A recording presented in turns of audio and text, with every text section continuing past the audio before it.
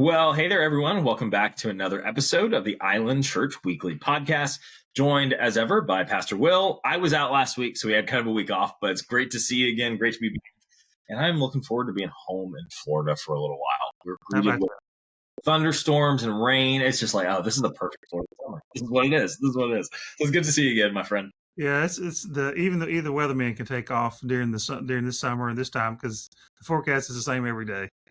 Humid with late afternoon thunderstorms. That's pretty much it. There's your weather If you're report. under one, it's gonna be raining. If you're not, then you might miss it. So Well, Pastor Will, how was this past Sunday at Island Church? it was another good week. We had guests there again. We continue. That's encouraging. We had return guests again. That's a good thing. And sometimes it's good news is that we do need some help if people want to help us putting out signs and taking up the signs on Friday and on Sunday. We had several people that were there that were out. They were here in the area and they were out walking or drove by and saw the signs on the weekend and came in and worshiped with us. They really were looking for a church in the area to connect with while they were here. And so it was just overall a good service. We're still in the series with the foundations of our faith. And last week we talked about what is worship. I even showed a little bit of Sister Act, a little clip from Sister Act. Yeah, I love it. So that's just really good and kind of tied that together. And so it was a good time. We had people exploring the faith, and that's a good thing. And we took the Lord's Supper this past week. We had communion. And so that was another good thing to share in that. So just overall good week and good to see people. And we know some of our people are traveling. Some of the people have got back off the road. Some people are getting on the road. So we know that it's a coming and going. And then we had smattering of guests as well. But overall, good service. Awesome. Some good things are happening. God's bringing some new people that are really starting to plug into the life of our church and really become part of our church family. And that's a sweet thing. It's a good thing. Sandy and I had a visit in a home Sunday night, and that was just a good time to be with not guests. They're more connected to our church, but they're still in transition in terms of being here part of the time and away. But when you're here, come and join us. When you're not, check us out online. That'll be fine as well. Absolutely. Well, talk to us a little bit about the Foundation series. I know we're in it. How many more weeks do we have? What's kind of coming up that folks should know about in that series? Well, I'm going to do several different types of things with it. I'm going to try to pick up in the part I missed last week because of we have to have the Lord's Supper and some things in the worship. I'd like to address kind of the background, the foundation of the communion, because different faiths have different backgrounds, have different views towards is this actually become the body of Christ? Has it actually become the blood of Christ? There's several different types of doctrine related to that. So I may deal with some of those. I'm considering some other kinds of things. We'll probably deal with one dealing with how did the church start collecting. People think everything from giving to it's an absolute command on tithing to no, you just kind of tip God as a part of your overall good work in life. And so what are the origins? What the Bible actually have to say about that very key element? Because where our money is, that's where our heart's going to be, where our treasure, whatever we treasure. And so I may address that. We've got 2 or 3 different kinds of things. I haven't exactly got a close out on this yet, but I've got several things in the hopper, and I'm sorting those things through. And over the next few weeks, I'll still continue down that path. But I think it's been really good. It's been some basic kinds of things, but I try to tie them into contemporary issues, contemporary concerns, our people's concerns, and hence even using a little Sister Act too. I love it. Love it. Very cool. Clip this week. If you're there this week, may get another clip. You'll see there's not just one in the bad. I showed the bad side of the choir last week. Maybe I'll give you the ending side. Awesome. Love it. Well, what else is coming up in the life of church folks need to know about? Well, we're so excited this week. We're going to have baptism service. We've had 2 young people that we're going to baptize, and if everything works out like it's supposed to. And so we'll do that actually right after the worship service. We'll just kind of gather up, and then we'll take off to Fort DeSoto, go down to that same where we had the same pavilion where we had this year we had the sunrise service, because it's short distance between a good walking surface and then the actual water. It's not very far there. And so in the past we've done it up the North Shore, but we're gonna go back to the pavilion there because we think it's just easier for our people. So we'll do that. And then on the 27th, not this Sunday, but the next Sunday, we're going to have ice cream at 5:15. Sometimes we do a little chili, we do soup, we do something, whatever Sandy and the team puts together taco. We've done breakfast for dinner, all those kinds of things. Well, But stuff. Yeah. this week, we're going to pick up and do ice cream. So we do that at 5:15, and then kind of just have some time together. And at 6:00, we're going to have our momentum, which is kind of where we kind of review where we've been and kind of where we're going as a church. Do it in a fun way. Try to show some pictures, tell some stories, let people share a little bit. It's a really good time. And then mainly this particular time, we're going to give some pretty major updates on the bridge and what's happening with our project, kind of where we stand and what's happening with that. And so, we're looking forward to that on the 27th. That's a good thing. And then one final thing, we know we get these storms that come up late in the afternoon, but some have indicated interest in some beach or some boating time and to connect with some other people in the church. And if that fits you have an interest in that, then just see me, maybe see Mark Bauman. Maybe we get the Loftons involved. Probably got several here that have boats and or jet skis, and we can figure out how to make this work. We're looking forward to that. So if you have interest in that kind of stuff, just let us know. We'll kind of put it together and get kind of schedule that and get some time out. Some of the fun stuff we get to do. Just those relational, easy, no big plan around it, but just a really nice way for people to come together, build some community. So love it. Speaking of what's going on in the community of the church, could you give us a quick update on what you and Miss Sandy walked through with her health? Just give us a little bit of what's going on there, so people can be. Yeah, we really got some good news. I mean, Sandy met with, I guess, 3 different doctors post the surgery, and 3 different doctors all related in the same kind of office, and they have different tasks or different ways they look at this. But the surgeon said surgery went well. Good word there.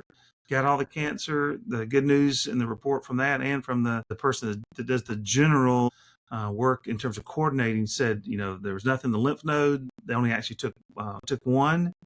And so that was really, really good. And so that was a good thing. And then we met with the radiologist, and he's just recommended that she just go through actually 5 days of a very short targeted radiation. And so that's, people have asked kind of, when's that going to be? When's it going to be? Well, it's just got scheduled in the last few days. It's going to be the start of the week of July 28th. And so she's going to do that. Actually, Bayfront Hospital here on the west side has been bought by Orlando Health. Right. And so she's going to be doing this. We thought she might do some in St. Pete, some in the Orlando area, just outside Orlando. But actually, she's going to do it all there. Just stay at our home there in Winter Garden, and then and do that during the week of the 28th. And the good news is, they tell her going to be no additional side effects, and she'll be good to go. Keep going. So that's a good thing. Yeah. So we're very pleased. Thank you for the prayers and the concerns and the outreach to her. And of course, we recognize this is not the others in our church family are going through similar kinds of things, and so we remember those. But I know that you would want to know about your pastor's wife. Yeah, absolutely. So I just appreciate the opportunity to answer that. So thanks, Matt. Yeah, absolutely. People want to be updated. We love you, care about you both, and just want to let you know that we're there for you. And I figured, especially as folks are traveling over the summer, some people are away, or they may not run into you on a Sunday morning, or have a chance to update or call. So I figured this would be a time for you to be able to let everyone know God's been good through the whole process. Well, people may not know. I mean, your wife works in this area. Something that she knows all about. Yep. She works in on a daily basis with breast cancer, specifically over at Moffitt here in Tampa. So that's her calling. She's in that world on a regular basis. And yeah, it's heavy. It's a lot, but it's just a needed opportunity to minister to folks. So, Pastor Will, what is one way, or maybe a few ways, that folks can be praying for the church this week? Well, we continue to move forward with our building plans. We've had something happen, and I'll talk more about it this week. But it's just a reminder that we're in a spiritual. This is a spiritual thing. It's not just a building. We're trying to expand the mission. We're trying to take the church to the community. We're trying to actually storm the gates of hell, in a sense. And so one of the crazy things, the latest slowdown in what we're doing, our plans are all good. The drawings haven't gone away.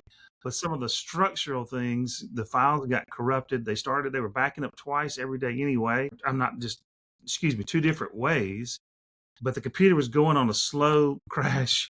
And so even the backups were corrupted. So we're in the process of they're having to rebuild them. The good news, they've already built them once, but we were supposed to have those well, before this, but at least by the end of May. And so we're backed up a little bit. Once it gets moving, I just want to tell our people, once this thing gets moving, it's going to be like a freight train.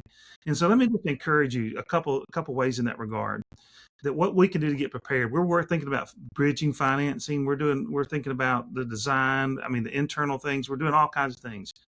But it's really important for our church people to continue to be faithful in their giving weekly to their tithes and offerings, because part of the way they determine whether or not you get loans to bridge these gaps is the percentage of undesignated gifts that have fixed expenses associated with them. That's how this works.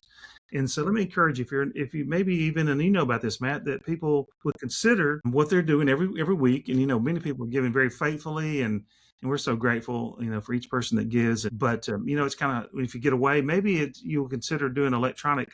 You set this on automatic, and you can help them with that. Stacy can help them with that. And we'll be happy to do that, because, if some people travel and they get behind a little bit, then it really has an impact. And then that impacts how quickly we can actually move to the building, because we're going to need to bridge, but we're also to encourage people that have made commitments that we're going to continue to need to have the resources come in so that we bring enough to the table to make this whole thing work. So, Absolutely. Yeah.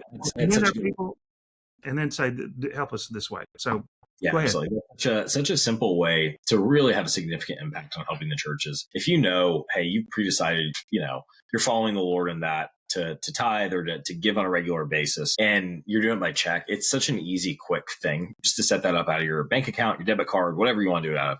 I know when my wife and I moved to do that, the reason was simply just because we travel, we're, out of town, busy. And, if you're not there to put a check on the plate, you kind of forget. And then, maybe you remember to double up, but life is kind of crazy. And sometimes you don't. You just say, okay, well, this is a routine I'm in. And you forget to. And the problem is, if, that's fine. It happens every now and then.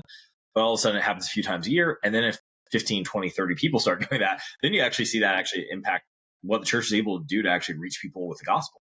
And so we just kind of made a decision of, hey, we're gonna just make this a pre-decision. Like, we're gonna pre-decide that this is going to be something that we're committed to on a regular basis, and whatever makes that the most consistent for us to actually be obedient and what we felt God called us to do. Let's do that by doing that through something that we know we can't forget about, or that our human frailty is not going to impact, but let's pre-decide towards that obedience. So I would just encourage anyone. It's super easy. It takes 5 minutes to do. It doesn't cost anything extra. It doesn't cost the church anything extra. It's a great way to have that giving be a pre-decision. Is just go ahead and set that up on an automatic recurring payment or gift to be made.